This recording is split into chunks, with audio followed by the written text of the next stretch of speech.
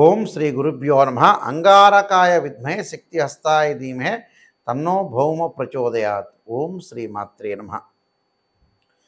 కుజగ్రహము భూ వివాదాలు, గృహ నిర్మాణము, వ్యవసాయము, ప్రమాదాలు, గొడవలు, తగాదలు, కోర్టు సమస్యలు, ఈ కెమికల్ కంపెనీసు, మెడికల్ ల్యాబొరేటరీసు, ఇవన్నీ కూడా తెలిపేది ఏమిటంటే అంగారగ్రహం. అలానే వివాదాలు, ఆర్గ్యుమెంట్స్ కూడా తెలిపే గ్రహం అంగారగ్రహం.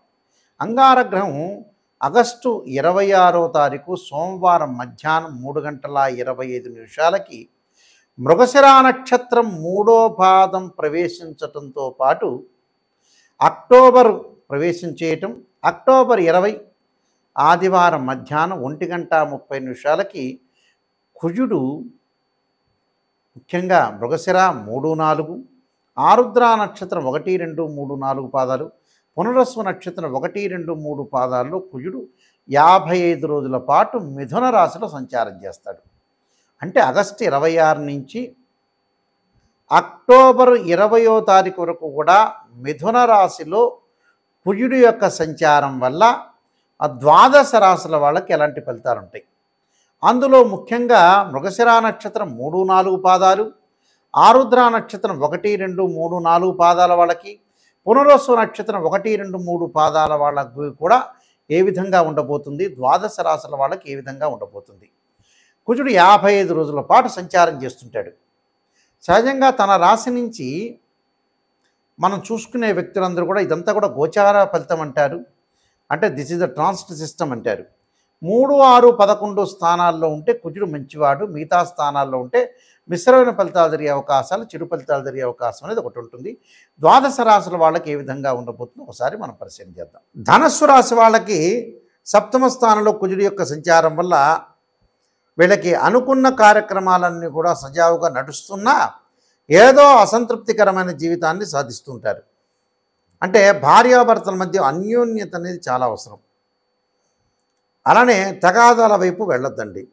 ప్రయాణాలు చేసిన వ్యక్తులందరికీ కూడా కొన్ని లాభాలు, ఎమినెంట్ స్కాలర్స్ తోటి కూడా కొంత కలయిక వల్ల కూడా వాళ్ళకి ఏదో రకంగా వ్యాపార పరంగా సహకరించడం, ఉద్యోగపరంగా సహకరించడం, ఇళ్ళ అమ్ములు పోవటాలు, తక్కువ ఖరీదులు భూములు రావటాలు, వాహన ప్రాప్తి, మంచి వాహనాలు కూడా వీళ్ళకి తక్కువ రేట్లోనే వచ్చే అవకాశం ఉండటం, కలహాలు, కొన్ని అశుభవార్తలు, భార్యతో అభిప్రాయ భేదాలు రాకుండా చూసుకోండి. భార్యాభర్తల యొక్క వైఫ్ అండ్ హస్బెండ్ రిలేషన్ ఎప్పుడు కూడా బాండింగ్గా ఉండాలి, డిస్ప్యూట్స్ రాకూడదు, సర్దుబాటుతనం అనేది చాలా ఇంపార్టెంట్.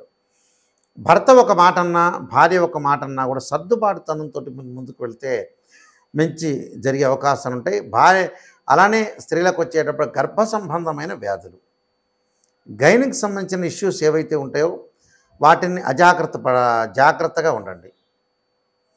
అశుభవార్తలు వస్తూ ఉంటే, అశుభవార్తలు సహజంగా వస్తుంటాయి కాబట్టి మీరు మానసికంగా ఆందోళన చెందొద్దండి, సంతృప్తికరంగా ఉండండి. ఇళ్ళు కొనుగోలు చేయటం, ఆస్తులు కలిసి రావటం, మధ్యవర్తిత్వం అనేది ఎట్టి పరిస్థితుల్లో కూడా మంచిది కాదు. భార్యాభర్తల మధ్యలో అన్యోన్య దాంపత్యం అనేది అవసరం, లేకపోతే తగాదల వైపు దారి తీసే అవకాశాలు ఎక్కువ ఉంటాయి. ప్రయాణాల్లో కొంత అసంతృప్తి, అపశృతులు కూడా వస్తుంటాయి. అంటే ప్రయాణం చేసేటప్పుడు కూడా కొంత జాగ్రత్త ఉండండి. కోర్టు వరకు సమస్యలు తీసుకురావద్దండి. అలానే కెమికల్ కంపెనీ వాళ్ళకి కానీ, అలానే లీగల్ డిపార్ట్మెంట్ అంటే అడ్వకేట్స్ కానీ, జడ్జెస్ కానీ వీళ్ళకి అనుకూలంగా ఉంటుంది. కానీ వివాదాలు, ఇంట్లో బయట విషయాలన్నీ తీసుకొచ్చి ఇంట్లో గొడవలు పడే సందర్భం అనేది చేసుకోవద్దండి. అలా నేత్ర సంబంధమైన వ్యాధులు, కంటికి సంబంధించిన వ్యాధులు రాకుండా చూసుకోండి. అంటే ఆ రైట్ హై అనొచ్చు, లెఫ్ట్ హై అనొచ్చు, ఏదైనా సరే కంటికి సంబంధించిన వ్యాధులు కానీ, రక్తం బ్లడ్ సంబంధించిన బీపీ కానీ ఇలాంటివి పెరగకుండా చూసుకోండి. బీపీ కానీ షుగర్ ఉన్న వ్యక్తుల మటుకు కొంత ఎప్పుడప్పుడు చెకప్ చేసుకోండి. కొలెస్ట్రాల్ విషయంలో కూడా కొంత జాగ్రత్తగా ఉంటే చాలా మంచిది.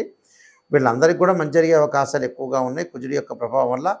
కొన్ని అశుభవార్తలు కూడా వింటారు అని చెప్పాలంటే, కానీ దానికి కుంగిపోవద్దండి. భగవంతుడి యొక్క ధ్యానం చేయండి, నేను చెప్పిన పరిహారాలు పాటించండి, మీకు మంచి జరిగే అవకాశం ఉంటుంది. ఈ రాశి వాళ్ళందరూ కూడా అంగారకుడి యొక్క అనుగ్రహాన్ని మనం ఎప్పుడూ కూడా పొందాలంటే కొన్ని మార్గాలు ఉన్నాయి. వేదాల్లో చెప్పినట్టుగా అంగారకుడి యొక్క జపం చేసుకోవాలి. ఏం జపం చేయాలి? అంగారకుడి యొక్క గాయత్రి మంత్రం ఉంటుంది, అంగారకుడి యొక్క శ్లోకము ఉంటుంది. మంగళవారం రోజున ప్రాతకాలంలో కానీ ప్రదోష కాలంలో కానీ చేయాలి. ఏ మంత్రాలు చేయాలి? అంగారకాయ విద్మే శక్తి అస్తాయి ధీమే తన్నో భౌమ ప్రచోదయాత్ అనే మంత్రాన్ని, ధరణీగర్భ సంభూతం విద్యుత్కాంతి సమప్రభం కుమారశక్తి అస్తంచ మంగళం ప్రణమామ్యం అనే మంత్రాన్ని చక్కగా చదువుకోవాలి మంగళవారం పూట. అంటే ప్రతి మంగళవారం కూడా 21 సార్లు కానీ, 27 కానీ, 54 కానీ, 108 సార్లు కానీ చదవటం చాలా మంచిది. ఒక మంగళవారం రోజున మనం చేయాల్సిన పని ఏమిటి అని అంటే, రాహుకాలంలో దీపం పెట్టాలి. ఒక మంగళవారం చక్కగా ఎప్పుడు పెట్టాలి? కుజహోర ఉంటుంది ప్రాతకాలంలో, కుజహోరలో పెట్టడం ఒకటి. కందులతో చేసిన ఏదైనా సరే ప్రసాదాన్ని తయారు చేసి ఒక దేవాలయాన్ని ఇచ్చి మంగళవారం రోజునే మనం తయారు చేయాలి ఇంట్లో. మంగళవారం రోజునే ఆ దేవాలయంలో ప్రధాన అర్చకులకు ఇవ్వాలి. వాళ్ళందరూ కూడా వితరణ చేస్తారు. వాళ్ళందరూ కూడా ప్రసాదం అనేది పంచుతుంటారు. అది ఒక వారం చేయాలి. మరొక వారం ఏం చేయాలి? అంగారక స్తోత్ర పాలన చేయాలి. రుణబాధలు తగ్గుతుంటాయి, ఆరోగ్యపరంగా ఇబ్బందులు జరుగుతున్నాయి, ప్రమాదాలు తగ్గే అవకాశాలు ఉంటాయి. కోర్టు సమస్యల పరిష్కారం కాని వ్యక్తులు కార్తవీర్యార్జున యొక్క మంత్రాన్ని చదవాలి. అదే మంగళవారం రోజున కుబేర మంత్రాన్ని కూడా చదువుకోవచ్చు. అంటే ధనపరంగా ఇబ్బందులు ఉన్నోళ్ళు, చిక్కులు ఉన్నోళ్ళు. ఓం యక్షాయ కుబేరాయ వైశ్రవణాయ ధనధాన్యాధిపతే ధనం ధాన్యం సమృద్ధిమే దేహిమే దాపై స్వాహ అనే మంత్రాన్ని చక్కగా చదువుకోండి. అంటే ఇవన్నీ కూడా చదువుకోవాలి. వివాదాలు, ప్రమాదాలు, ఆరోగ్యపరంగా నష్టము, భూ సంబంధమైన వ్యవహారాలు ఉన్న వ్యక్తులు కూడా కందులు దానం చేయండి. అంటే రియల్ ఎస్టేట్ రంగం వాళ్ళకు కానీ, భూ సమస్యలు కానీ, ఇళ్ళు కొనుగోలు చేయలేని వ్యక్తులు కానీ, ప్రతిసారి కాలయాపన జరుగుతుంది. ఇలాంటి వాళ్ళందరూ కూడా కందులు దానం చేయండి. బ్రాహ్మడికి కందులు రాత్రిపూట నానబెట్టి ఉదయం పూట ఆవుకు పెట్టండి. వీలైతే అంగారక జపాన్ని చేపించండి. దీనికంటే శ్రేష్టమైంది ఏంటంటే 10 శివలింగాలు పెట్టి అంగారక పాశుపతాశ్రుద్రాభిషేకం. కుజదోషం అంటారు. 2, 4, 7, 8, 12 స్థానాల్లో ఉంటే కుజదోషం అంటారు. కుజదోషం ఉండి వివాహం కాని వ్యక్తులు కూడా అంగారక జపము, అంగారక పాశుపతాశ్రుద్రాభిషేకం చాలా పవర్ఫుల్. 10 శివలింగాలు పెట్టి అంగారక హోమం చేయాలి. అలానే కందులు దానం చేయాలి. ఎర్రని వస్త్రంలో కందులు పెట్టి దానం చేయటం. అంగారకుడి యొక్క అభిషేకాన్ని చెరుకు రసంతో చేయండి. అంటే చెరుకు రసం, పండ్ల రసంతో అభిషేకం చేస్తే చాలా మంచిది. నేను చెప్పిన ప్రక్రియలన్నీ కూడా ఒక్కొక్క వారంలో ఒక్కొక్కటి చేస్తూ ఉండండి. ఎందుకంటే మనకి 55 రోజుల కాలంలో చాలా మంగళవారాలు వస్తాయి కాబట్టి అప్పుడు చెయ్యండి. చేస్తే చాలా మంచి జరిగే అవకాశాలు ఉంటాయి. సహజంగా కుజుడు 45 రోజుల పాటే ఉంటాడు. ఈసారి ఏంటంటే ఒక రకంగా ఒక 55 రోజుల కాలం పాటు కుజుడు ఉంటాడు కాబట్టి మనం చక్కగా అంగారకుడి యొక్క ప్రార్థన చేస్తే మనకి అన్ని మంచి జరిగే అవకాశం ఉంటుంది.